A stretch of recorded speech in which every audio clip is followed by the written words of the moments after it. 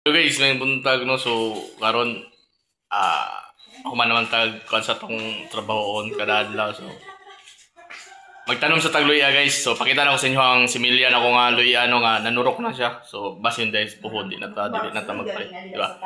Ginagmay na siya ron ako na ng tabang sa tuwa sa pangadlaw-adlaw na tong pagluto.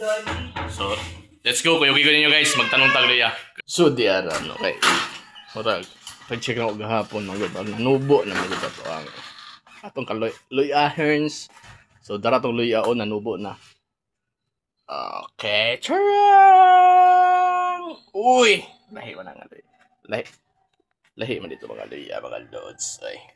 So, kaon sa nato so di ba? So, may mga leads. Unboxing pa.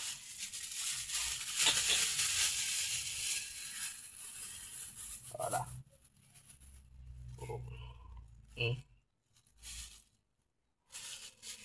So, gibalot na ako. So, mas nitubo siyang mayo. Diba? Oh. Tayo na ito ni Og. So, tayo na ito. Manurok ko yun. So, kuyugi ko ninyo. Ang dama ang inyong kusog. Adi, ako ng palungan. So, dari mga lods, no? Ako nang abilihan ang puntahan. Para magsugod na daw tando. So, di ara naman tanong mga lods. Kaya nanam tayo luya di. Actually, na tayo luya tayo nanam di. Kung makita lang ninyo mga loads. Na siya. Kato. Kana siya. O kana. Naglinya na siya.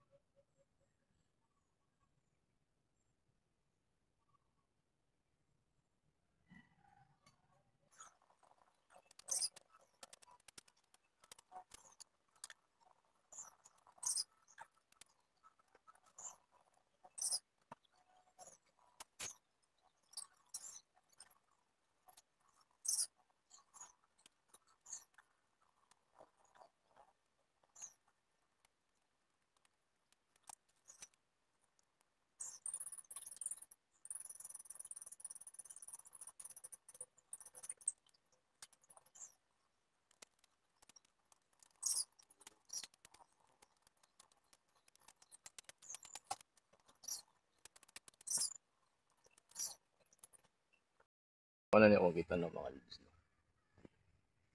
Kana siya. Mga loads. So, bali. Gibungkal na ako kay para umok. Nawa kayo na ako kitabunan. Kita nyo na. Kay basig malata manggod. So mo nitong mga karaang gitanong nga na iko na siya mga lods. Yan na. So kung purpose ng gid ng mga lods is makasimilya no kay akong plano ko di si tanom sa sako. Okay. Experience mo ko damo sa luya. Dati nagtanom is mawala gid ang mawala ang tambok sa yuta. Nakadaot siya sa yuta pag once na luya. Minus na kayo. Hindi na kayo siya matamnan ni mo gyud dahil na tanom. So ano akong kuan is siyempre kay gagmay man to. Tubuon na to gamay. Kaya di magyutuwingon mo dako kayo. Kaya ang pagtanom mo sa luya is mag-base po siya kung sa imuhang gitanom na similya. So kung nga to kagamay nga similya, so di po ka mag-expect ato. Muda ko pareha gid ang ina-harvest nila nga daghan kayo. At least makatubo lang siguro mga kung asa sakong sa kapunan. Unsa ko no! Kapit lang. Siguro bisag mga nalagod kadako ang tubuon mga lods or tagag-ana. Di mas maayo, di ba?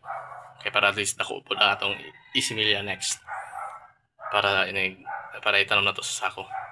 So kana lang mga lods, update mo pag kanang mutag-asa sa same ato kung ipakita sa inyo ang mga dagko na para makita ninyo kung mutubo pa yun or dili.